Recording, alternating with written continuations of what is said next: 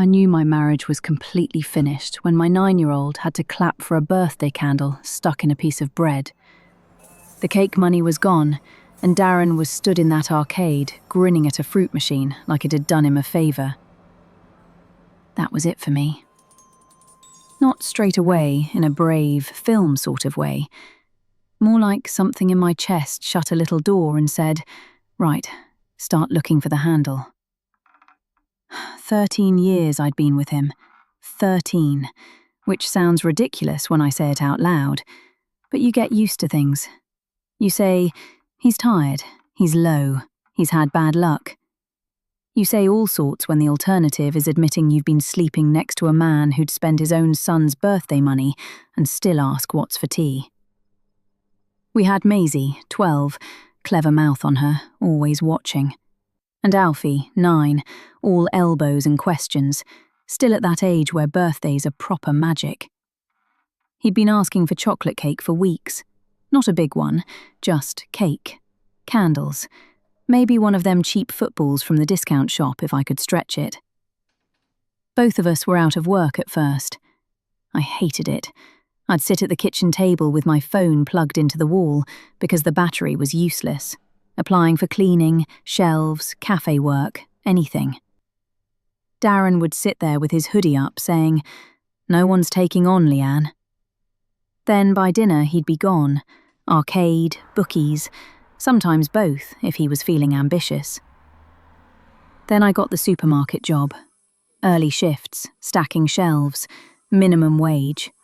My back was in bits, and my feet felt like I'd borrowed them off an old woman, but I came home proud. I thought we'd started again. Stupid, but there we are. Darren was meant to watch the kids when I was out. What actually happened was Maisie made toast, Alfie went to school with yesterday's jumper under his coat, and Darren popped out for 10 minutes. 10 minutes, my backside.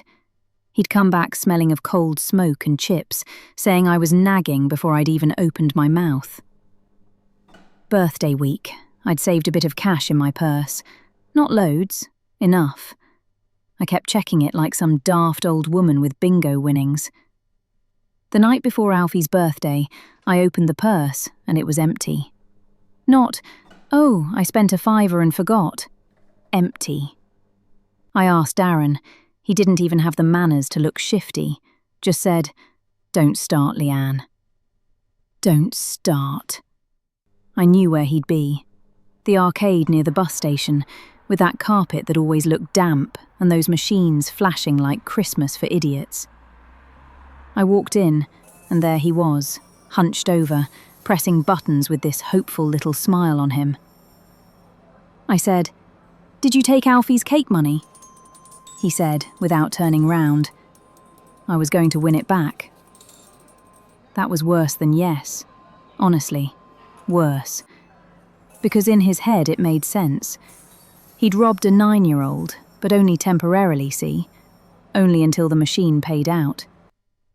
Next morning, Alfie came down in dinosaur pyjamas, hair sticking up, asking where his cake was. I told him we were doing a special breakfast one. I made peanut butter and jam sandwiches and put one candle in the middle. It leaned over because the bread was too soft. Maisie looked at me. Just looked. She knew. I sang happy birthday like a maniac, smiling so hard my cheeks hurt. Alfie clapped and said it was the best sandwich cake ever, which was sweet, and also made me want to go upstairs and put my head through the airing cupboard door. A few days later, I came home early and found them outside dragging flattened cardboard along the pavement. Bin bags full of plastic bottles.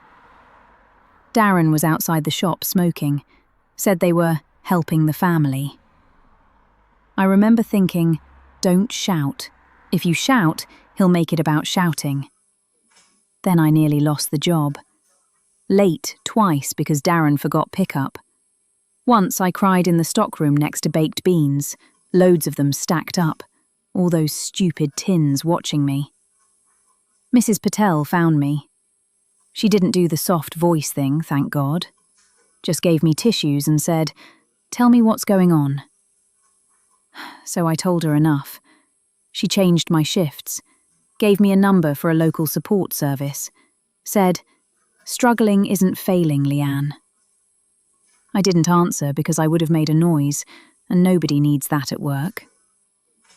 That night, I packed 3 bags. School shoes, Maisie's notebooks, Alfie's dinosaur mug, because he wouldn't sleep without it. Darren laughed when he saw me. "You'll be back by Monday," he said. Maybe I would have been once. Not then. Maisie took Alfie's hand. I took the bags. Darren was still talking when we shut the door. Something about me being dramatic. Something about money. I don't know. The kids were cold, the bags were heavy, and for once, none of that was my biggest problem. You can survive being broke, stressed out, and just having awful luck.